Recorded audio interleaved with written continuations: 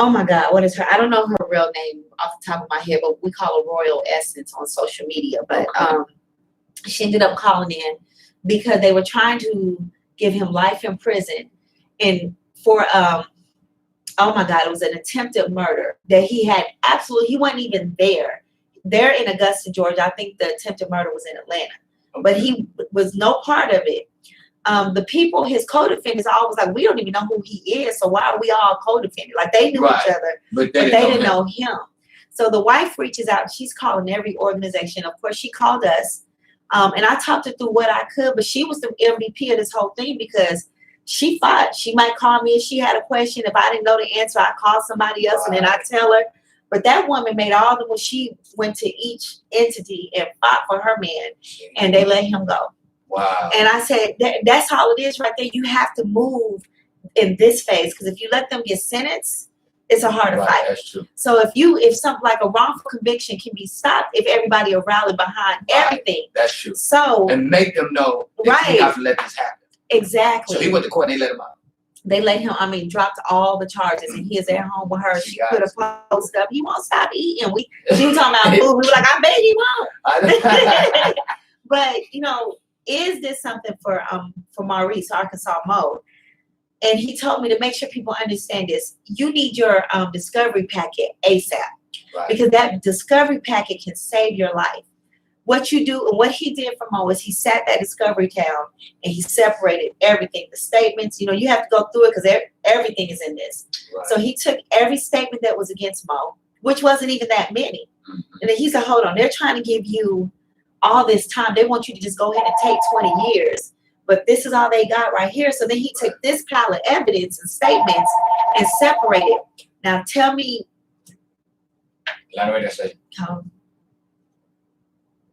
Okay, I'm sorry. No, you good.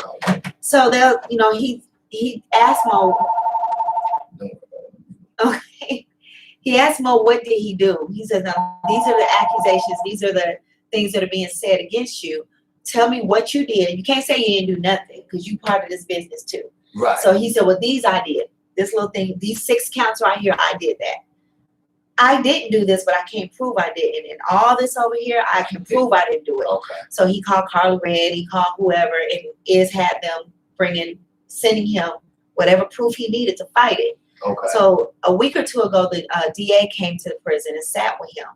And he had it all lined up. He said, look, I'm willing to sign a plea because, you're right, I should be punished for this. But all this right here, I didn't do this, and here's the proof. Right. If you try me, I got CNN, I got TMZ, I got this. Right. Now, we don't have them privileges, but he does. So he use it. You got TMZ and CNN and BET and whoever ready to cover this.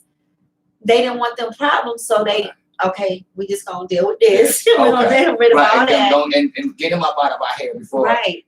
But for us being regular people, we have to be our own TMZ and BET and everything. So you have to rally behind your loved ones and make sure, hey, if they're trying to make you sign a plea for something you didn't do, what's going to happen when you go to court is you are going to get punished for not taking that plea. Right. So you have to stop it before that happens. Because when they punish you, they throw you away. Oh, since you didn't want to take these 5 years, we're going to give you 50 years. We're going to give you life. You want to roll the dice? Yeah. You just crank out. Then you piss us off. Now we got to crank up the jury. So now we're going to crank up your life. We're going to crank up the time. So, whatever. Yeah. And then they make it hard for you to get out. But we're having, fair is 2 years strong going, 2019 to now. And we are having success in the beginning. Every time we go into that courtroom and fight it in the beginning, we win it. Either they don't get as much time as they were supposed to get, or they go on home. On the back end, that's hard. If you've already let them convict you and sentence you, it's a harder fight. Now we need petitions signed, we need marches, we need everything to get you up out of there. True. And you mentioned the discovery.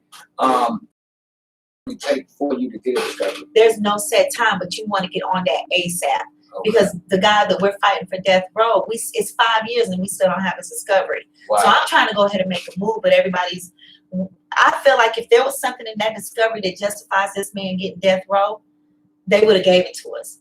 They know that there's nothing in this discovery. Is it something that we're this the one where the white boy shot? No, but we're entitled to the discovery. Yeah, you are entitled to everything that they have against you, whatever evidence. Donald Trump signed the First Step Act, so you're entitled to get a Freedom of Information Act request, where everything from if you sat outside, if the FBI was investigating you, you are entitled to see that investigation report. Okay. You're entitled to read emails between the judge and your attorney, the judge and the prosecutor. You're entitled to see witness statements. Anything that got you in prison, you are entitled to see to fight it. Okay. Because you have to defend yourself. And you're right, and to be able to have that access of information. Who knows what these clowns are saying in emails and all of this stuff, but who's responsible for getting this information to you? Is that something that the court's supposed to give to you, or is that something that you have if you have an attorney, your attorney needs to go ahead and get that ASAP, day one, and your family needs to ride them, because public pretenders, as you say, they ain't gonna move on that. Can we get them? Could like your mom? I mean, you can't. It's public information. I can get it, but they're not entitled to give it to me. Oh. So if you're in trial, I put in a request for, because for Black, as a matter of fact, I put in a request for his the body cam, and I still haven't gotten it. Okay. So I told them that I'm trying to get it to him, and they said, well, he needs to do it.